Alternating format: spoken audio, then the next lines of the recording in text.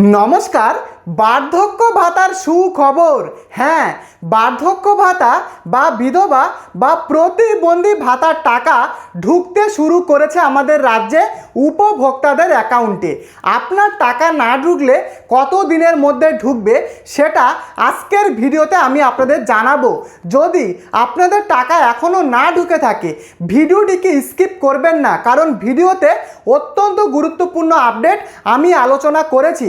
পাশাপাশি রাজ্যের মুখ্যমন্ত্রীর ঘোষণা অনুযায়ী এই বার্ধক্য বিধবা বা প্রতিবন্ধী ভাতার টাকা কারা পাবে না, কি শর্ত রাখা হয়েছে, সম্পূর্ণটাই আজকের ভিডিওতে আমি আপনাদেরকে বলবো। এবং যারা জনকল্যাণ শিবিরে নতুন আবেদনকারীরা যারা আপনারা আবেদন করেছিলেন তাদেরও কিন্তু সুখবর, কারণ যারা নতুন আবেদন করেছিল তাদেরকেও কিন্তু কিছু কিছু উপভোক্তাদেরকে টাকা পাঠানো হচ্ছে। যদি আপনি নতুন উপভোক্তা হয়ে থাকেন আপনার টাকা কবে ঢুকবে সেটাও আজকের ভিডিওতে আমি আপনাদেরকে জানাবো, কারণ অনেক মানুষ কিন্তু আমাকে এই নিয়ে কমেন্ট করেছিলেন। তো ভিডিওটি শুরু করবার আগে আপনাদের কাছে একটাই অনুরোধ, যদি আপনি আমাদের এই পরিবারের নতুন হয়ে থাকেন অবশ্যই চ্যানেলটিকে সাবস্ক্রাইব করে ভিডিওটিকে লাইক করে আমাদের পরিবারের নতুন সদস্য হয়ে উঠুন, যাতে কোনো রকম জরুরি আপডেট যাতে আপনাদের মিস না হয়ে যায়।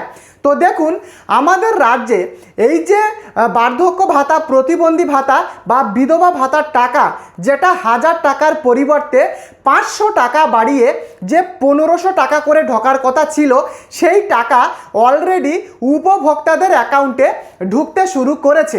তো ইতিমধ্যে আপনারা কারা কারা টাকা পেয়েছেন অবশ্যই কমেন্ট করে লিখে জানাবেন। এবারে যাদের টাকা ঢোকেনি তাদের কবে টাকা ঢুকবে দেখুন, প্রথমত বলে রাখি, যদি আপনাদের এখনও পর্যন্ত টাকা না ঢোকে আপনি আপনার বর্তমানের স্ট্যাটাসটা একবার দেখে নেবেন। আমি কিভাবে স্ট্যাটাস দেখবেন গত দিনের কিন্তু একটা ভিডিওতে আমি দেখিয়েছি, অতএব আমি আর বলছি না ভিডিওতে।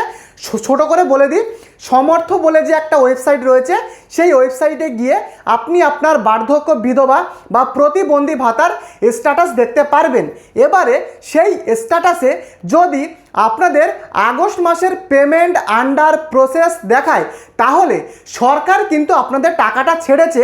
এবারে শুধু টাকাটা আপনার ব্যাংক অ্যাকাউন্টে শুধুমাত্র ঢোকার অপেক্ষায়। দেখুন, কিছু কিছু মানুষের টাকা কিন্তু ঢুকে গেছে। এবারে আপনার ব্যাংক কতটা সময় নেবে এই টাকাটা ক্রেডিট হওয়ার জন্য প্রসেসিং করতে, শুধু কিন্তু সময়ের অপেক্ষা। তবে আমি আপনাদেরকে বলতে পারি আপনারা 2 থেকে 3 দিন বা 4 দিন আপনারা ওয়েট করুন।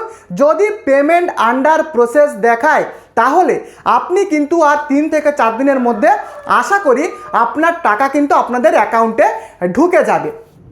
এবারে আসি, দেখুন, সরকার যদি টাকা পাঠায়ও মানে পেমেন্ট আন্ডার প্রসেস কিন্তু আপনার দেখাচ্ছে, কিন্তু সেই টাকা কিন্তু আপনার ব্যাংক অ্যাকাউন্টে নাও ঢুকতে পারে যদি আপনি আপনার ব্যাংক অ্যাকাউন্টের সাথে ডিবিটি লিঙ্কটা না করিয়ে রাখেন। কেন বলছি? সরকার ডিবিটির মাধ্যমে টাকাটা কিন্তু আপনাদের ব্যাংক অ্যাকাউন্টে পাঠাবে।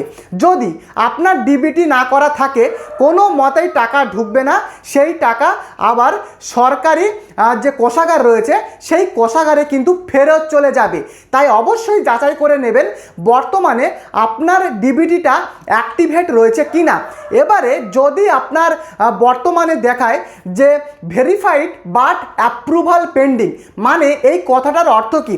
দেখুন, সরকার কিন্তু আপনার আবেদনটা ভেরিফাই করেছে কিন্তু অ্যাপ্রুভালটা এখনও দেয়নি, সেই জন্য অ্যাপ্রুভাল পেন্ডিংটা দেখাচ্ছে। এবারে প্রশ্ন একটাই যে আপনাদের তাহলে অ্যাপ্রুভটা কবে দেবে? দেখুন, আমাদের রাজ্যে বর্তমানে প্রায় যেটা আমি দেখছিলাম 26 লক্ষ উপভোক্তাদেরকে কোটার মধ্যে টাকা দেওয়া হচ্ছে, এবং সেই 26 লক্ষ কোটার মধ্যে যখন কোনো সিট খালি হবে বা কোনো উপভোক্তা সে যদি ইহলোক থেকে পরলোক গমন করেন বা কেউ যদি পশ্চিমবঙ্গ ছেড়ে বর্তমানে অন্যান্য স্টেটে চলে যান বা অন্যান্য কান্ট্রিতে চলে যান, সেই জায়গাগুলো কিন্তু ফাঁকা হবে এবং সেই ফাঁকা জায়গাতে আপনাদেরকে কিন্তু ঢোকানো হবে আর তখনই কিন্তু সরকার অ্যাপ্রুভটা দেবে। বোঝাতে পারলাম? ওই জন্য সরকার কিন্তু আপনাকে ভেরিফাইড করেছে, মানে আপনার আবেদনটা সঠিক, কিন্তু এখনও অ্যাপ্রুভালটা দেয়নি, অতএব আপনাদেরকে ওয়েট করতে হবে। তো বোঝাতে পারলাম? আর যদি আপনাদের দেখায় পেমেন্ট নট ইনিশিয়েটেড, তাহলে সরকার এখনও কিন্তু আপনার টাকাটা ইনিশিয়েটেড করেনি, মানে টাকাটা ছাড়েনি। তো এইগুলো দেখেই কিন্তু আপনি বুঝতে পারবেন যে এই আগস্ট মাসের টাকাটা আপনি পাবেন কি পাবেন না। বোঝাতে পারলাম? এবারে দেখুন কারা অ্যাকচুয়ালি আমাদের রাজ্যের শুভেন্দু অধিকারী মুখ্যমন্ত্রীর ঘোষণা অনুযায়ী কারা টাকা পাবেন না, মানে পার্মানেন্টলি তাদেরকে রিজেক্ট করা হবে। দেখুন এই নিয়ে আমি অনেক ভিডিও বানিয়েছি, আমি তবু বলে দিচ্ছি। দেখুন আপনাদের বার্ধক্য ভাতার ক্ষেত্রে আমি প্রথমেই বলে রাখি, সরকার এবারে কিন্তু রিভেরিফিকেশান করছে। কেন কি তৃণমূল কংগ্রেস বা তারও আগের সরকার থেকে যারা টাকা এতদিন পেয়ে আসছিলেন তাদের কিন্তু এখন আর টাকা সবাইকে দেওয়া হবে না, কারণ ভেরিফিকেশান করে যাচাই করে তবেই টাকাটা দেবে। মুখ্যমন্ত্রী জানিয়েছেন যে রাজ্যে বহু ডুপ্লিকেট মানুষ, মানে ডুপ্লিকেটভাবে আবেদন করে টাকা নিচ্ছিল, তাদেরকে এবারে ভেরিফিকেশান করবে। এবারে বার্ধক্য ভাতার ক্ষেত্রে অবশ্যই পশ্চিমবঙ্গের আপনাদের 10 বছরের স্থায়ী বাসিন্দা হতে হবে, পাশাপাশি আপনাদেরকে পশ্চিমবঙ্গে 10 বছর ভোট দিতে হবে এবং যদি আপনার এসআইআর লিস্ট থেকে যদি আপনার নাম কাটা পড়ে তাহলে আপনি কিন্তু এই বার্ধক্য ভাতার টাকা আপনি পাবেন না। এটা বিধবা প্রতিবন্ধী উভয়ের ক্ষেত্রেই কথাই কিন্তু আমি বলছি। এবারে যদি আপনি বর্তমানে আপনার যদি কোনো একটা সোর্স অফ ইনকাম থাকে, মানে ভালো একটা আপনি ইনকাম করেন যেটাতে আপনার ভালো রকমভাবে মাসে চলে যাচ্ছে, বা যদি আপনি কোনো সরকারি কোনো সাম্মানিক যদি পেনশন পেয়ে থাকেন তাহলে বার্ধক্য ভাতার টাকা আপনি পাবেন না। পাশাপাশি যদি আপনি অন্য কোনো স্কিম লাইক কৃষক বন্ধু বা যে কোনো অন্য কোনো সরকারি স্কিম যদি আপনি পেয়ে থাকেন তাহলেও কিন্তু আপনি এই বার্ধক্য ভাতার টাকা নাও পেতে পারেন। এবারে আসি বিধবা ভাতা। দেখুন বিধবা ভাতার ক্ষেত্রে 18 বছরের উপরে হলেই কিন্তু পাওয়া যায়, তবে হাজব্যান্ড যদি মারা যায় সেই হাজব্যান্ডের ডেথ সার্টিফিকেট আপনাদের কিন্তু আপ টু ডেট করতে হবে। সরকার এবারে ভালোভাবে ভেরিফিকেশানটা করছে, যদি ডেথ অফ সার্টিফিকেটের মধ্যে যদি কোনো রকম গড়মিল থাকে সেক্ষেত্রে কিন্তু টাকা আপনারা নাও পেতে পারেন। এবারে আসি আমার প্রতিবন্ধী ভাই বোন দাদা দিদিদের কথায়। দেখুন আপনারা অনেকেই জেনে থাকবেন, আবারও বলছি, প্রতিবন্ধী ভাতায় টাকা পাওয়ার জন্য আপনাদের শারীরিক অক্ষমতা মিনিমাম 40% উপরে হতে হবে। 40, 50, 60, 70 যদি এরকম পার্সেন্টেজ আপনার হয়ে থাকে এবং তার যদি কোনো সরকারি স্বীকৃত কোনো গভর্নমেন্ট হসপিটাল দ্বারা যদি আপনাদের সেই ফিজিক্যালি হ্যান্ডিক্যাপের সার্টিফিকেট যদি আপনি ইস্যু করান তাহলে কিন্তু আপনি টাকাটা পেতে পারেন। কিন্তু 40% প্রতিবন্ধকতার নিচে যদি আপনাদের শারীরিক অক্ষমতা থাকে সেক্ষেত্রে আপনি কিন্তু প্রতিবন্ধী ভাতার টাকা নাও পেতে পারেন, কারণ প্রথম শর্ত প্রতিবন্ধী ভাতার টাকা পাওয়ার ক্ষেত্রে যে আপনাদের 40%-এর উপরে শারীরিক প্রতিবন্ধকতা থাকতে হবে। এছাড়াও আরও কিন্তু বিভিন্ন ডকুমেন্ট এবারে যাচাই করা হচ্ছে, আপনার আধার কার্ড, ভোটার কার্ড, ব্যাঙ্ক অ্যাকাউন্টের মানে সব কিছু ঠিকঠাক রয়েছে কি না, মোটামুটি প্রত্যেকটা ডকুমেন্ট খুঁটিয়ে খুঁটিয়ে সরকার যাচাই করবে, তারপরেই প্রাপ্য উপভোক্তাদেরকে এই টাকাগুলো দেওয়া হবে। বার্ধক্য বিধবা প্রতিবন্ধী ভাতার 1000 টাকার পরিবর্তে 1500 টাকা করে এবারে কিন্তু দেওয়া হবে। দেখুন বর্তমানে আমি বিভিন্ন সোশ্যাল মিডিয়াতে দেখছিলাম যে যারা আগে থেকে টাকা পেয়ে আসছিল তাদের পাশাপাশি যারা নতুন উপভোক্তা তাদেরকেও কিন্তু টাকাটা দেওয়া হচ্ছে, কিন্তু আমি কিন্তু এর সত্যতা যাচাই করিনি, প্রথমে বলে রাখি। তবে আমি যেটা দেখছিলাম নতুনরাও টাকা পাচ্ছে। এবারে আপনারা অনেক মানুষ আমাকে কমেন্ট করে জানতে চেয়েছেন যে আমি তো দাদা নতুন আবেদন করেছি জনকল্যাণ শিবিরে গিয়ে, তাহলে আমার টাকাটা কবে ঢুকবে? দেখুন যেটা একটু আগেই বলছিলাম যে একটা কোটা রয়েছে 26 লক্ষ কোটা, সেই কোটার বাইরে আমাদের সরকার কিন্তু টাকাটা দেয় না, মানে কেন্দ্রীয় সরকার এবং আমাদের রাজ্য সরকার মিলিত হয়ে কিন্তু আপনাদের এই টাকাটা টাকাটা দিচ্ছে, ওই কোটার বাইরে কিন্তু টাকাটা দেয় না।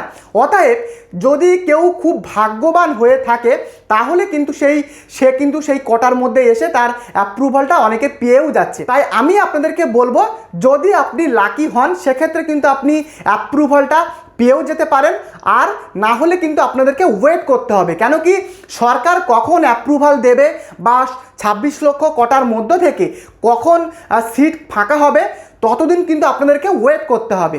আশা করি গোটা বিষয়টা আপনারা বুঝতে পেরেছেন।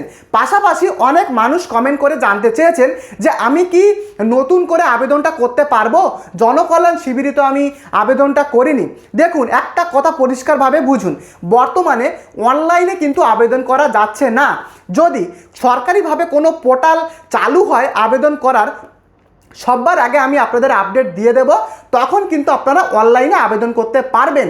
বাট এখন কিন্তু অনলাইনে আবেদন এখন কিন্তু করা যাচ্ছে না। এবারে অফলাইনে কি আবেদন করা যাচ্ছে? দেখুন, অফলাইনেও কিন্তু আবেদন করা যাচ্ছে না। কিছুদিন আগে জনকল্যাণ শিবির হয়ে গেল, কিন্তু বর্তমানে কিন্তু এখন আবেদন করা যাচ্ছে না।